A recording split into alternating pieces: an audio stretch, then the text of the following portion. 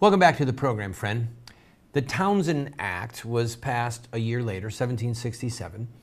And this time the British government thought they would tax paper and glass and lead and, of course,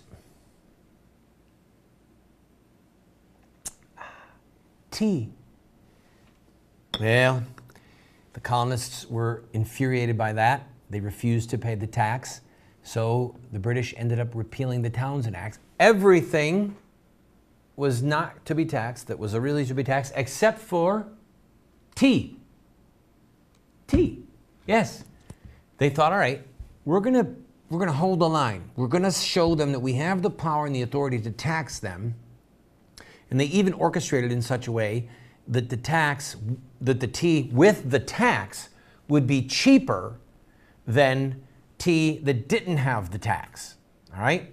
Smooth move. The colonists saw what was going on and said, we are not going to let this happen.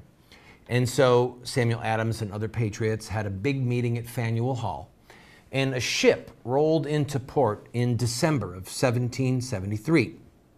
7,000 people were there, chanting, booing, demanding that the tea not be brought ashore. And within a day or two, they had an emergency meeting at Faneuil Hall. Very, very beautiful building. If you ever get to go there in Boston, it's still there. And a couple hundred men dressed up, painted their faces as Indians. So some of the colonists were inside of Faneuil Hall ranting and raving against this infringement on their rights. And some of these Indians came through the hall and walked down through the middle and then exited through another door. And they came in holding tomahawks over their heads, dressed as Indians, and they walked through in total silence.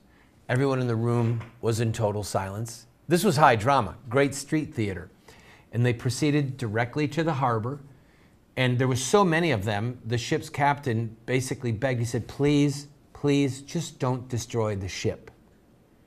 And in total silence, except for the sound of axes breaking through the boxes, the colonists, dressed as Indians, proceeded to take every single crate of tea and smash it to smithereens and then to dump it into the salt water. One man tried to steal a little bit of the tea, and somebody there realized it, grabbed him, roughed him up, took all the tea and threw it into the ocean. The colonists said, no, we're not stealing this, we're destroying it. In modern money, it would have been $1.2 million worth of tea. $1.2 million. Now, for those of you that are Tea Party activists like myself, oh, look at the pretty dragon. I want you to think about what the Tea Party movement is named after. It's named after a criminal act. They committed a crime, right? Vandalism, the destruction of property. Do you really want to be named after such an extreme act? I do. The simple fact of the matter is that there have been times in American history where a move towards acts of extremism were part and parcel to obtaining freedom and to fighting back tyranny. When the Stamp Act was passed, which I referred to in the last segment, Patrick Henry, a young lawyer at that point, long before his "Give me liberty or give me death" speech, stood up in Parliament and said and gave the words what are now referred to as his treasonous speech. And he said, King Charles had his Cromwell, Caesar had his Brutus, and King George, because people thought, oh my gosh, he's going to talk about someone assassinating King George.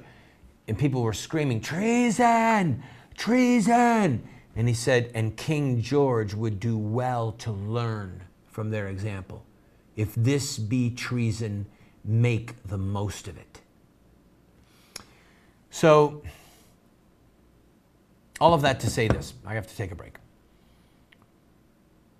We are in very desperate times. I led Operation Rescue. I've been arrested almost 50 times for peaceful protest. I've spent over a year of my life locked up. I know the humiliation of being strip searched.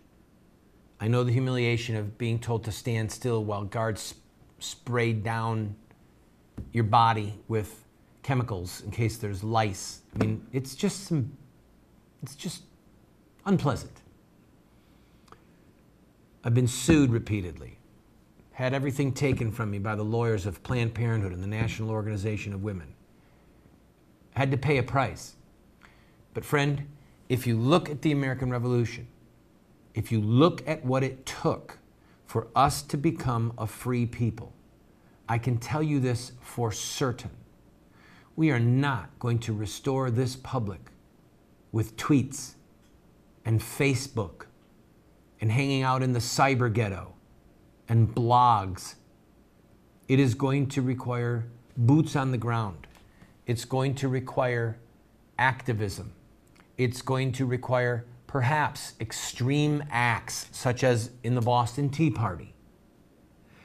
And one more word to our detractors. You can't have it both ways. You cannot say that the Boston Tea Party was an act of valor and patriotism and was just, and then turn around and condemn people who are standing up for liberty in this day using the tools and the rhetoric that we have at our disposal. I'll be right back. Don't go away.